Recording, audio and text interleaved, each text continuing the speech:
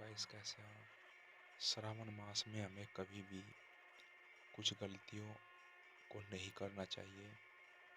जैसे कि हम देखते हैं कि हमें सुबह जल्दी उठना चाहिए, ब्रह्म मुहूर्त में उठना चाहिए।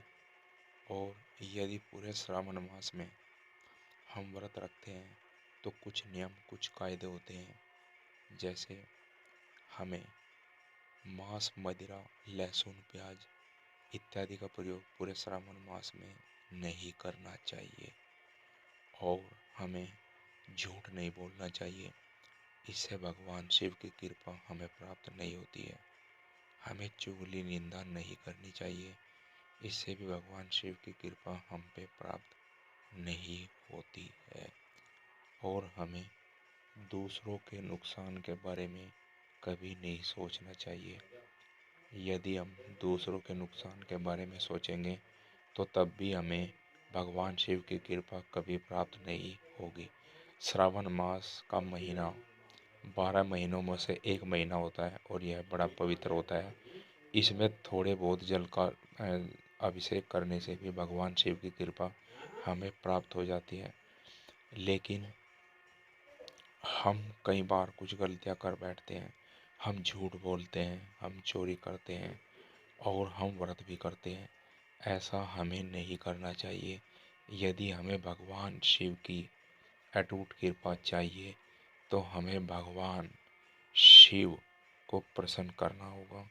और भगवान शिव को प्रसन्न करने के लिए जैसे दूसरों का भला करना और श्रावण मास में भंडारे लगाना, भगवान शिव का रुद्राक्ष की माला से जाप करना, तभी हम पर भगवान शिव की कृपा हो सकती है।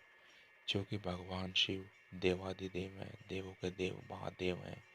और ये भोलेनाथ हैं, ये ओगणदानी हैं, ओगणनाथ हैं, ये अभयंकर हैं, ये नटराजन हैं। ये कुछ भी दे सकते हैं। तो भगवान शिव की कृपा हमारे ऊपर तभी होगी जब हम भगवान शिव के बताए नियमों पर, उनके कायदे कानूनों पर चलेंगे।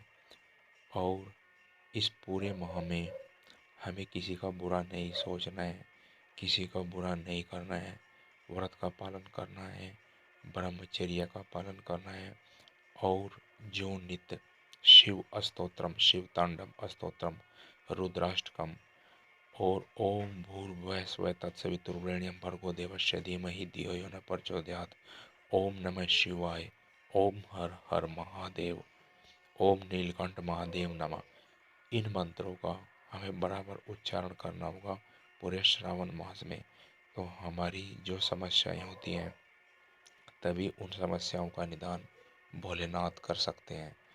यह श्रावण मास 12 महीनों में से एक पवित्र महीना है। भगवान शिव की कृपा प्राप्त करने के लिए लोग 12 ज्योतिर्लिंगों के दर्शन करते हैं और 7 अलग अलग नदियों का जलाभिषेक करते हैं, भगवान शिव को कराते हैं। तो हम देखते हैं कि कोई क्या कुछ नहीं करता भगवान शिव की कृपा प्राप्त करने के लिए इस श्रावण मास में। तो यह एक सुनहरा मौका होता है कि हम भगवान शिव की कृपा प्राप्त करने के लिए, भगवान शिव को प्रसन्न करने के लिए उनको जलाभिषेक कराएं।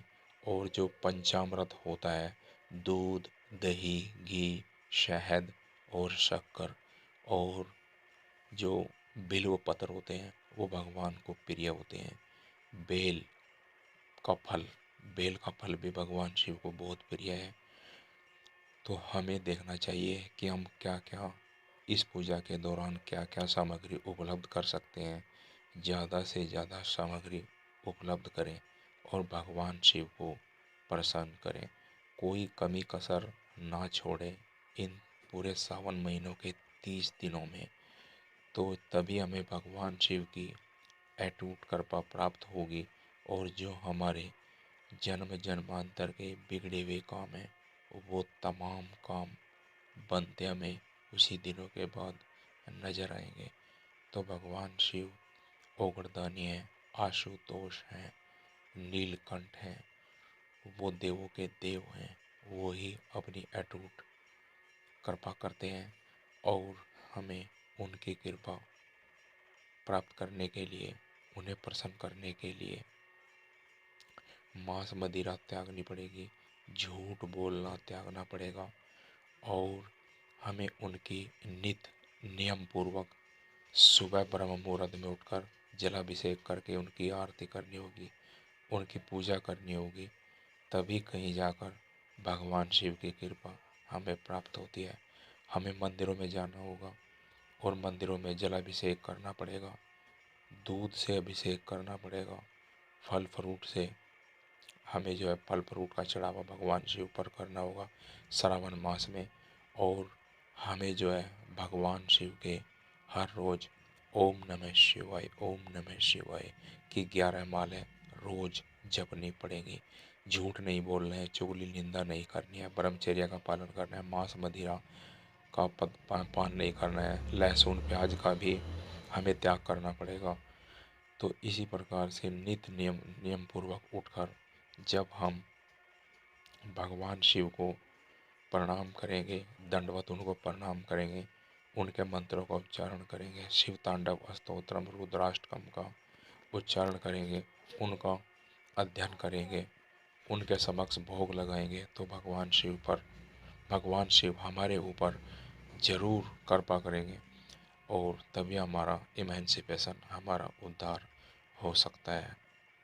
तो खास इस श्रावण मास में हमें ध्यान रखना चाहिए कि हम क्या क्या कर्म कर रहे हैं, क्या क्या कर्म नहीं कर रहे हैं। तो इस प्रकार से भगवान शिव आशुतोष हैं, ओगरदानी हैं, वो सबकी मनोकामना पूर्ण करते हैं और वही भोलेनाथ है, देवों के देव महादेव हैं। कमलनयन पद्मनाभ नराधम भक्त वत्सल करुणाकर करुणामय निधान। भगवान विष्णु को भी उन्होंने ही अपना सुदर्शन चक्र प्रदान किया है। तो हमें इस श्रावण मास में कभी भी गलती नहीं करनी है, किसी को दोष नहीं देना है, किसी की चुगली निंदा नहीं करनी है और किसी को भी डराना धमकाना नहीं है, चोरी नहीं करनी है। भगवान शिव के स्तोत्रों का पाठ करना है, शिव तांडव स्तोत्रम का पाठ हमें नियमित रूप से करना है। यदि वीडियो पसंद आई हो तो वीडियो को लाइक करें, शेयर करें, बेल आइकन को प्रेस करें, भगवान शिव का जाप करें। हरि ओम।